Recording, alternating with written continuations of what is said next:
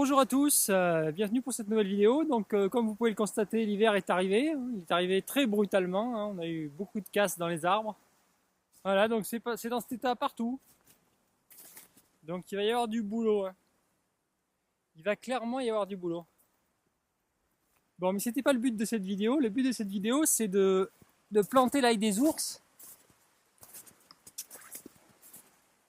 On n'a pas pu le faire avant, donc on va le faire maintenant. Donc, je pense que ce coin-là est bien. Il faut une exposition à mi-ombre. C'est une plante de sous-bois perpétuelle. Donc on va la mettre par là-dessous. On va essayer de redresser le noisetier. Hop là.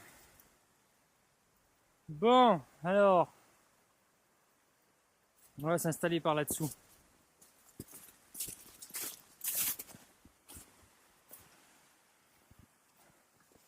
Ouais, donc on va le mettre par là. Je pense que c'est un bon emplacement. Donc un bel emplacement mi-ombre.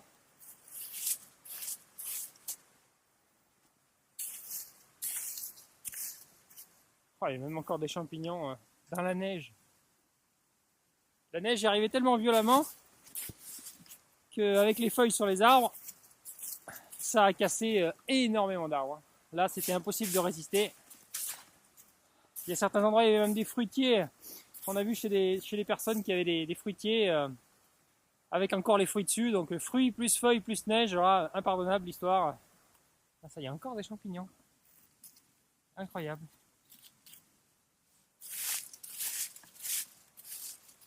Voilà, donc on va installer notre ail des ours ici.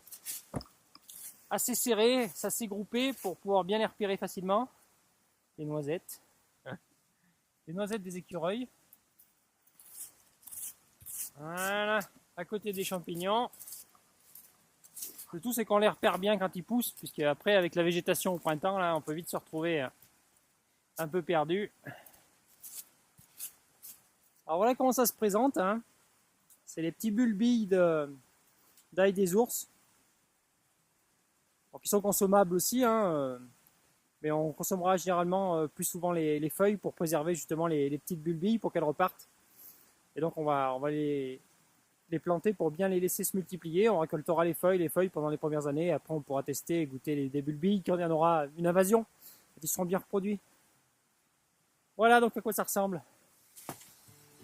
L'ail des ours est également appelé ail des bois, ail pétiolé ou ail à larges feuilles. L'ail sauvage a toutes les propriétés de l'ail cultivé. C'est une plante à fleurs blanches que l'on trouve dans les sous-bois frais et ombragés. Elle mesure entre 20 et 50 cm de hauteur. Lorsque son feuillage est légèrement froissé, elle dégage une forte odeur très caractéristique d'ail.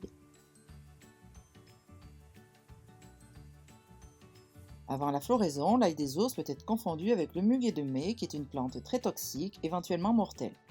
La distinction peut facilement se faire grâce à l'odeur aliacée propre à l'ail des ours.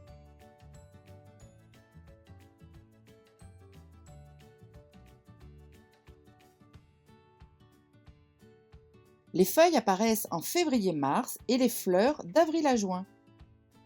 La période de la récolte se termine avec les premières fleurs. On peut manger ses feuilles comme légumes ou condiments ainsi que son bulbe, mais il est très coriace. Les boutons floraux sont également comestibles. L'ail des ours est un dépuratif, rubéfiant, hypotenseur, antiseptique et vermifuge.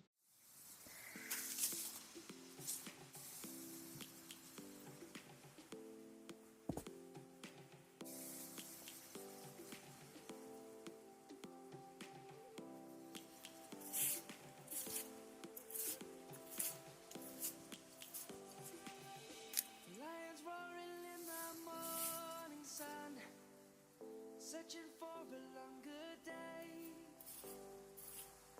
People feeling like the light has just come. We must never stop the way. Yeah. Birds chirping and I hear my name, grasping into a life. Life is happy but it's so insane. We must merely make a start. Savannah, I'm coming home. Savannah, Voilà. Et on marque l'emplacement. Et pour terminer et les aider à passer l'hiver, hop, un petit paillis de feuilles mortes. Ouais, dans le cas présent, donc je n'arrose pas, hein, vu que donc il fait très froid, c'est l'hiver. La terre est déjà légèrement humide et comme ce sont des bulbes, il vaut mieux qu'ils aient une humidité légère, surtout pour le début de leur implantation, pour pas qu'ils moisissent par excès d'humidité. Donc là, je les laisse vraiment tranquilles. Ils vont s'humidifier très légèrement. Et voilà, un petit nid douillet. Un petit nid douillet pour l'ail des ours. Là, maintenant, on va attendre le printemps prochain et puis voir un petit peu ce qui sort. En espérant que tout se passe bien et que les campagnols viennent pas tout perturber. Mais bon, on verra. Et comme d'habitude, n'hésitez pas à liker et partager la vidéo si vous l'avez appréciée. Et puis, je vous donne rendez-vous à la prochaine vidéo. Au revoir.